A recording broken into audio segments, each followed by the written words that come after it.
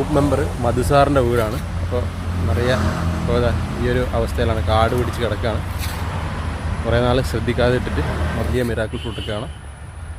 അതുപോലെ വലിയ ചാമ്പമരം, അതുപോലെ തന്നെ സീതപ്പഴം, അതുപോലെ west Indian cherry, Bush orange എല്ലാം ഇവിടെയുണ്ട്. ഇപ്പം നമ്മുടെ കയ്യിലേക്ക് ഇത് കിട്ടിയിട്ടുണ്ട്. അതായത് മൗണ്ടൻ വ്യൂ ഫ്രൂട്ട് ഗാർഡൻ നമ്മൾ ഈ ഒരു മൊത്തം ക്ലീൻ ചെയ്ത് പുതിയൊരു ഗാർഡൻ ഒരുക്കുകയാണ്. ഇവിടെ ക്ലീനിങ് അങ്ങോട്ട് തുടങ്ങിയിട്ടുണ്ട്. മൊത്തം പുല്ലാദ്യം വടിച്ചെടുക്കലാണ്. അപ്പോൾ ഇവിടെ പണിയൊക്കെ നടക്കുന്നുണ്ട്. ഇതുപോലെ കുറേ നിറയെ ചട്ടികളിൽ ചെടികളുണ്ട് ഇവിടെ. അപ്പോൾ നമ്മളിവിടെ വലിയൊരു ഗാർഡനാണ്. അതായത് 10,000 സ്ക്വയർ ഫീറ്റിൻ്റെ അടുക്കുണ്ട് ഈ ഒരു സ്പേസ് എന്ന് പറയുന്നത്. അപ്പോൾ ഇതിൽ മുഴുവനും ലോണും അതുപോലെ ചെടികളൊക്കെ, ഫലവൃക്ഷങ്ങളും ചെടികളൊക്കെ ആയിട്ട് നമ്മൾ ഒക്കെ ഇതിൽ നല്ല അടിപൊളി പ്ലാന്റേഷൻ അതുപോലെ ഗാർഡനാക്കി മാറ്റുകയാണ്.